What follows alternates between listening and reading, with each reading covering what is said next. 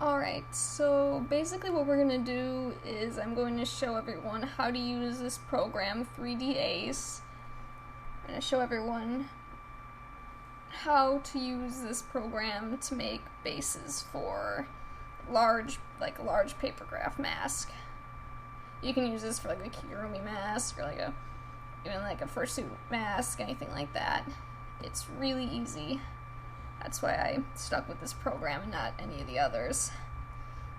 Anyway, when you open it up, it gives you this little default window here, like just a default start, and it gives you the angle palette and the color palette and all these options up here, all the file edit, all this stuff. Pretty basic. Anyway, I'll maximize this. This is what you start with. It just gives you a little box. And if you see what I'm doing here, this angle palette, I really like it as a rotating tool, because you just click anywhere in this box and you can freely rotate your object. You don't have to use any hotkeys or anything. And if I right click, I can zoom in and zoom out by scrolling my mouse up and down while holding the right click on my mouse or the right click button on my tablet pen. So it's very nice. Anyway, we don't need this box, so I'm going to delete it. And what it gives you is this. It actually gives you this handy little bounding box, so you always know what angle you're at. So that's really handy. And the red part here, this red here, that means that's the front, and this is the back, so you always know what's the front and the top and the bottom. And if you double click, it brings you to a perfect front view, and you can also get it to go like to a perfect back view and side view, but it's a little trickier. Anyway, for what we're doing, we want to look at the orthogonal view. So what I'm going to do is I'm going to go into view and click show orthogonal, because that turns off the perspective. So now there's no perspective on this box, so all we see is the red, because we don't want any perspective, because that makes it easier to work with for what we're doing and for lining everything up. Let's see. Alright, so to start we need our reference images, and making the reference images is pretty easy. I already have a whole bunch of them for my other projects. We're gonna go... Alright, okay, to insert the background images, we want to go to Window, Insert Background Image. And you get to choose to put an image on the X-axis, the Y-axis, and the Z-axis. I think it's the X and Z that you want to use. So then it'll open it up, and you can choose images. I got a ton of images in here. I think I have to go to my 3D models folder.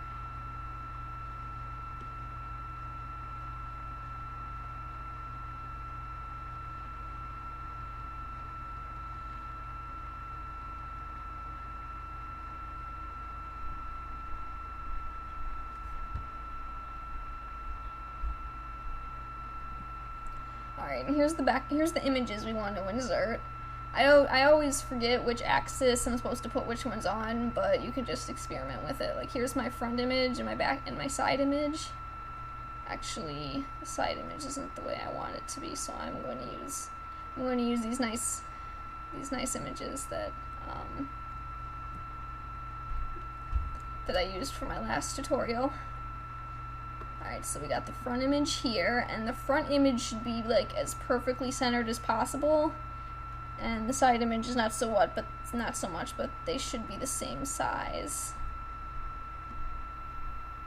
Anyway, these images are a little big. For some reason the program makes them very big. You actually want to use pretty small images, like not even like 200 or 300 pixels wide.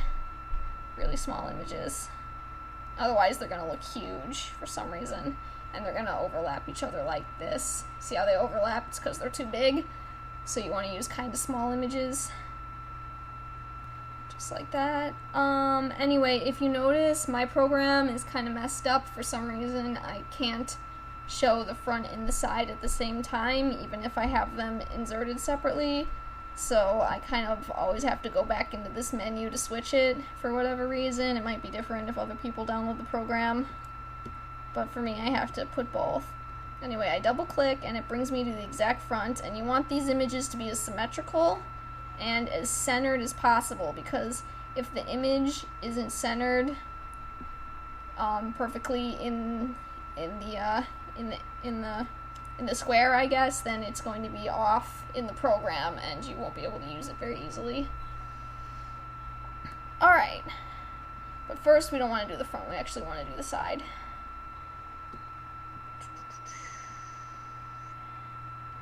You want the side to be facing left. You want it to be facing left because the program has left as the front and right as the back. If it was facing the other way, then you'd be building towards the back here, and that's not as easy.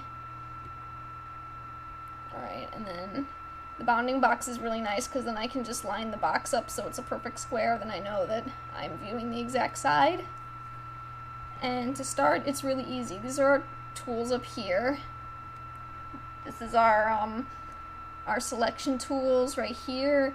You have your vertex creating tools here, face painting, some other tools, rotate, stuff like that, resize. If you hold your mouse, it tells you which, it tells you what it does. Anyway, we are going to use the draw vertex to create the profile. And this part is the easiest. You just start and you click, and then it gives you a little line, and you click again and it creates another point. And you don't want to make too many points. You want to make as few as possible, but with still getting the details. So you want to avoid making as many points as you would for a normal model. You want to make not very many, otherwise you're gonna be folding paper for a long time. Alright, I want to try to keep the back and the front even. So if there's a point here, I kind of want to put a point horizontal to it. So it'll be easier later on if you make sure things kind of line up while you're making these points.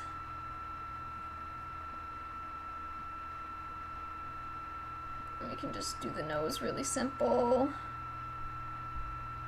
Follow the lips here. You don't even have to do the lips if you want. If you want to sculpt the lips later in the more final stages, just to save yourself some folding trouble, that's fine. Follow the chin, and then follow the back. Follow this back. There we go. And then we have created a nice little profile of vertexes and lines. And that's how we're going to start. It's hard to see up against the this. You can turn on and off the background images by going to View, Show Background Image, and you can uncheck it so you can see what you're working on a little clearer. Also, there's a little bit of a weird thing with this program that I'm going to mention right now, is that when you join two vertexes together, notice how I took it all the way around and then it snapped to this one to make a loop. When a vertex snaps, it doesn't always actually connect. Sometimes it becomes like two vertexes that are just so close to each other you can't tell. So to be sure, you want to do this almost every time you connect two vertexes together, or you have a junction. You want to do this almost every time so that you don't run into problems later on while creating faces. You can choose any select tool that you like and select the two, or one, you want to select the vertex where you join them together. And you want to use like a lasso or a select tool. You don't want to just click on it because you might click on only one of them. And then you want to go to Tools, Attach a Single Vertex. And that will make sure that they are a single vertex and not just two that are really close to each other. You can also use Attach Approximate or Attach the Same. Those two work the same. If you do attach approximate, watch out when you're selecting multiple junctions, because if they're close together, it might join them. It might join ones you don't want to, because if I make multiple junctions, I can select a whole bunch of them at once and say attach approximate, and it'll attach the ones that are close, but you gotta be careful if there's too much detail. Anyway, that's really important to do that every once in a while so that you don't run into trouble later. Anyway, we have the sides, then we want to do the front. So I can double click and that'll bring me to the perfect front view. And because, like I said, my thing's kind of broken, I have to choose the front all the time. I gotta change it. Anyway, here's the front. See how it matches up at the top and bottom? When you draw your reference images, you want to make sure that the front and the side are the same height, because otherwise you're going to have trouble matching it up from the front and the side images. So you want everything to line up here on your images, or it won't line up in the program. Alright, we are not going to use the Draw Vertex tool, we are going to use the Draw Mirror Vertex, and you're going to be using this tool for pretty much the rest of the time, unless your character is asymmetrical in some way. You want to make sure to use the Draw Mirror Vertex tool for everything but the center line here. Anyway, we're going to start at the chin, and see how it draws a mirror here? And we're going to draw up, follow the contours. As you can see, it's not matched up perfectly. I don't know if you can tell, but... Oops, did I draw a line there? Oh well. And you kind of want to match up how many vertexes you have going up with how many you have in the middle, but you can always edit that later if it's a problem. I'm just going to follow the contours here. Don't want to make too many, like I said, or it'll be really hard to fold when you're doing it. And I connected here, so I'm going to select this and attach a single vertex, and I'm going to do the same here at the bottom to make sure that they are actually attached. I can use attach approximate too. There's keyboard shortcuts for these too. Like, I will use Control J a lot later.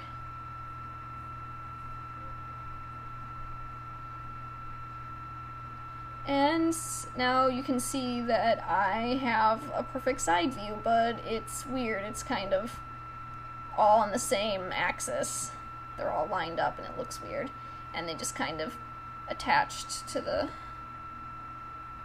vertex, because they will stay lined up along wherever you start. And we want this to look more curved, so I'm going to go to View and get rid of our background image. I'm going to line this up perfectly sideways, because then when I select one, the other will move. Because when we use the Mirror Vertex tool, whatever you move on one side will move on the other side. So I'm going to take the Move tool here, and the Move tool lets you have a little rectangular lasso too, so you can select multiple points. I can click on this point here and move it, and the tool has some handy features, like if I click on this green bar, it'll only let me move it up and down, and if I click on the blue bar, it'll only let me move it left and right. And if I click within this yellow here, like if I can close in and show you, zoom in. If I click only within this yellow, then I can move along 2 directions. You can never move along 3 directions. It'll always have you moving along 2. That's why it's important to only move stuff when you're in like a perfect left or perfect right view, unless you need to be at a different angle to see what you're doing. Anyway, I'm going to move I'm going to try to only move these left and right, because they're already where I want them to be, up and down. If I move them up and down, they'll be off from where I put them. So I'm going to try to only move these left and right. Anyway, we want to go back to the side view.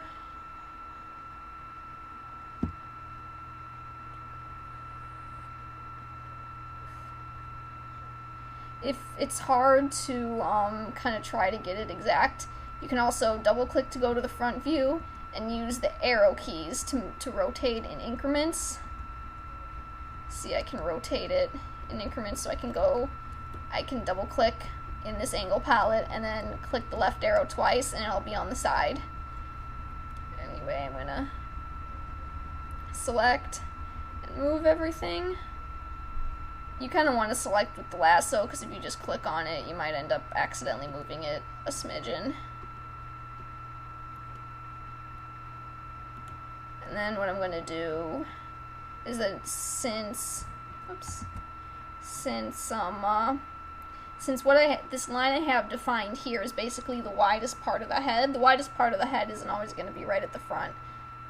It's going to be in the middle of the skull here. This is kind of where you got to use your artistic sense to kind of figure out how you want this line to flow. Like maybe you want it to come in a little bit where the eyes are, and then you want it to flow down the cheek this way. And let's say we have the head shaped kind of like that. That looks pretty good.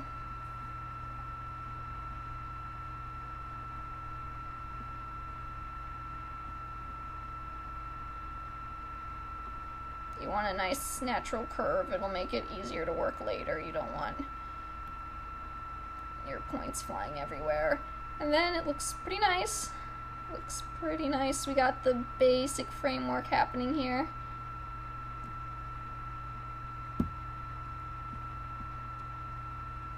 And now that we have the front and side laid out, we want to get the rest of the points.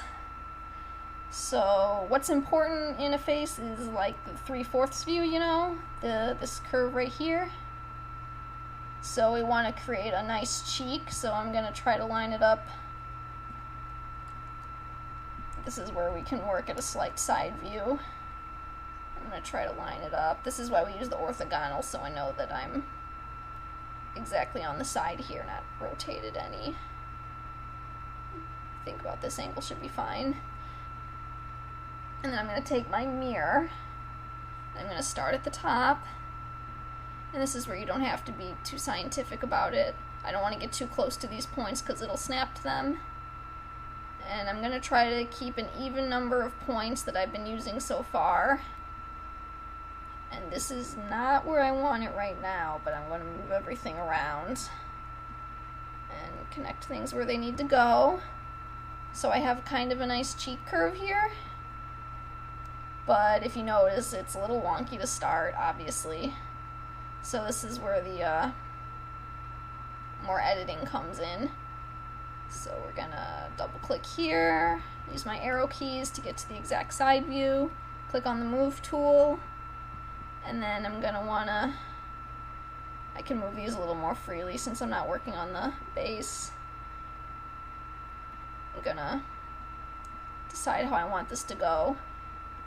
Also, something that's helpful is I can show my background image and say, and now I can see where the eyes are going, and I can say, okay, this is where my cheek is, so I'm gonna make sure it ends where the eye ends, and I can make sure that this part here ends where the eye ends at the top. And then if you see, I can have a perfectly vertical line here, and I can view it from the front, and I can make sure this part here is very excuse me, I can make sure this part here is very straight, so then when you're bringing this into the real world, you have a nice flat surface to put your eyes on or to cut them out. So doing it this way is really helpful because you can make these kinds of adjustments early on. Anyway, going back to the side view, and then from here I can decide how deep I want the eyes to be. I could probably look at my my side view actually.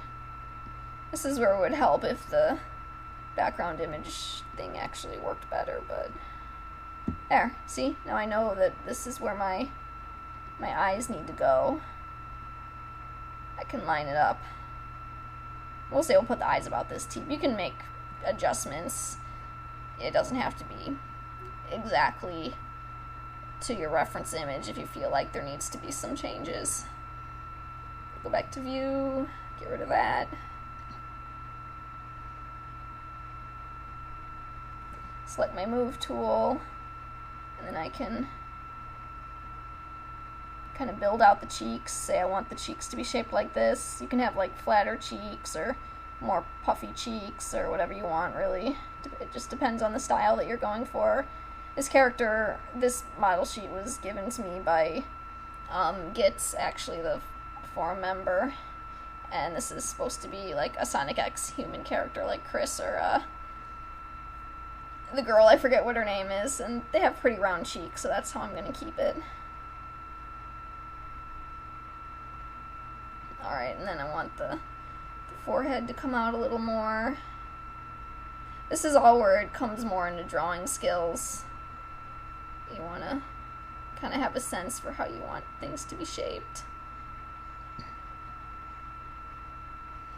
Alright, and even though I want this line to be like right cutting through the eye in the middle, so it's going to need to be in the middle, but from the side view that means it's going to be more to this side, and from the front view it's going to be more to this side, because that's just how geometry works. So alright, now that I have things where I want along this axis, so now I need to only move things left and right.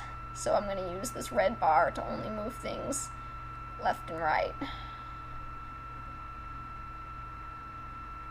And I want to be inside of the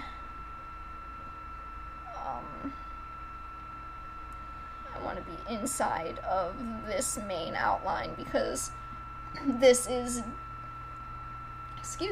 defining the shape, so I don't want to have anything come out of this line from the front view, otherwise it's going to change the shape of what it looks like from the front.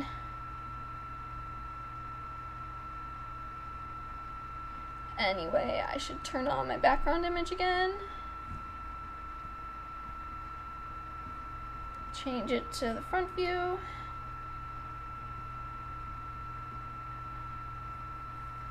And I said before that I wanted these 2 points, I can select them both like this. I wanted these to be right in the middle of the eyes, actually. So I'm going to do like that. And I've decided I want this point to actually, want it to line up with the eyebrows a little better. So I'm going to move everything over this way a little bit.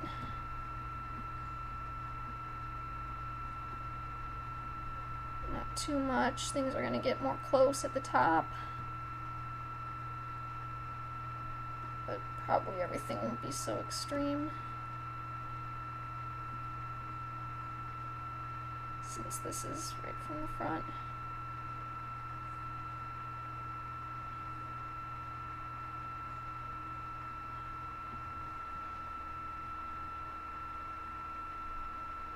So, kind of like this, move the cheeks over.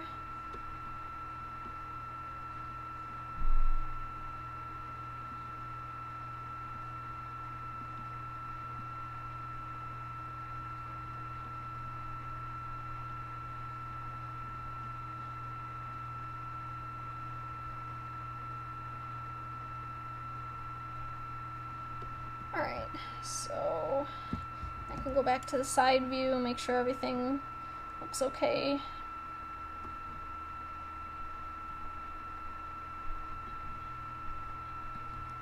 And I'll turn off my background.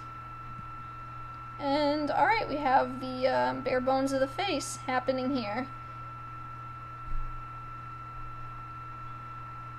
And then we're also going to want to add something to the back here. We're going to want to start adding more construction to the back. But if you notice, we're going to have a hole here, right? To put your own head in when you print it. And you can always make it bigger in real life. You know, you can cut the paper with scissors or whatever, but we want to make sure it's a pretty good size. So I'm going to go to the side view. I'm going to think maybe I want the hole to start here and then I want it to go all the way to here, because you want to leave room for your chin. You don't want to start the hole here, otherwise people are going to see your real chin under the mask. You want to have it like here. You want to allow some chin room. Maybe I'll even move it back a little, just to make sure, because you can always cut it this later. And we'll say I want the hole to start from here to here, to this point.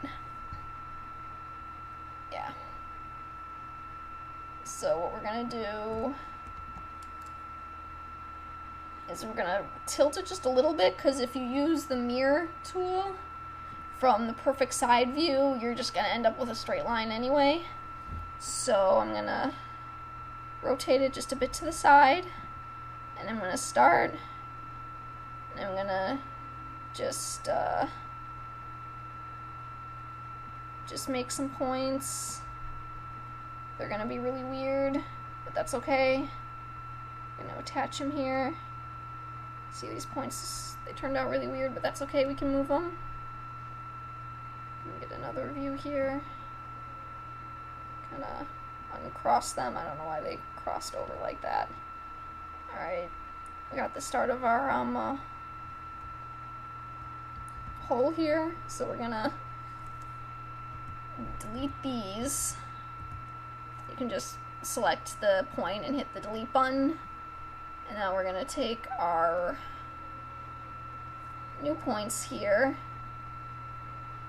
and kind of move them back where the old points should have been, so that our hole will be like this. Oops. So here's our hole, and actually I'm going to decide that I want the mask to be wider in the back, so I'm actually going to move everything over just a little bit, because it's really easy to make these kinds of changes early on. So that'll be the this will be the hole, because this is a 3/4 kind of shell type, but it's not wide enough in the back, so we select these, take the bar here to only move them left and right, and widen this hole out.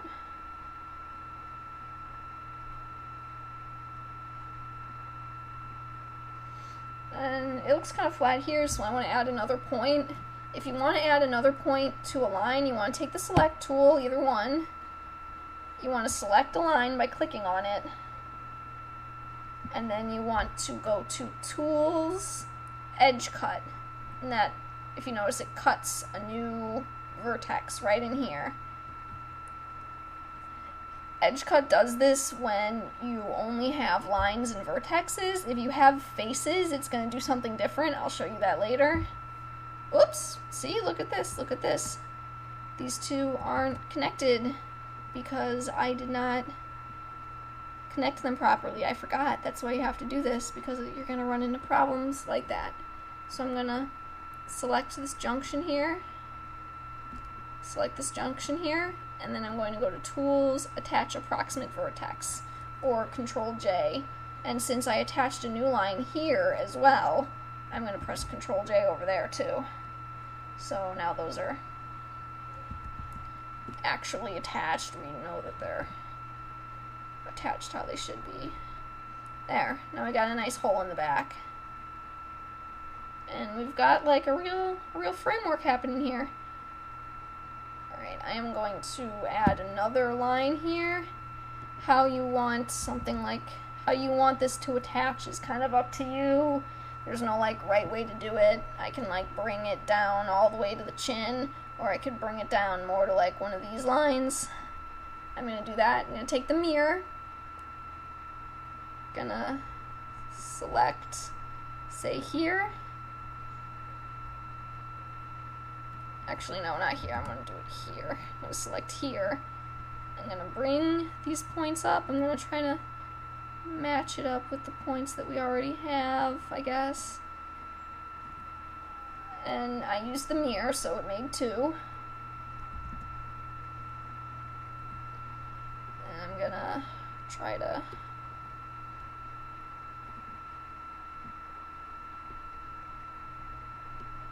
line these up differently. Get a nice curve going. And then it's gonna look wonky from the front, so I gotta fix it. Sometimes it's hard to tell what lines are what you're working on and what lines are the lines you already made, so you may have to rotate a little to get your bearings.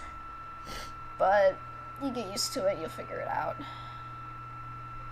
The more vertexes there starts to get, that's when I start to make faces, because it helps me tell apart what I'm doing. I'll show you that in just a moment. Alright, now that we lined it up from the front and the side, that usually means it'll look good from all angles.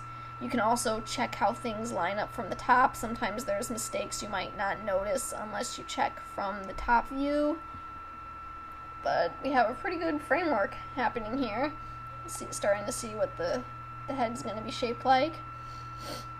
And I would be adding a couple more, maybe I'd add more detail around here. So the mouth has way more vertexes than what's going on here, but we're going to start making faces now because I want to show you guys how to make faces, and if I did this fully, it'd start to run a little long.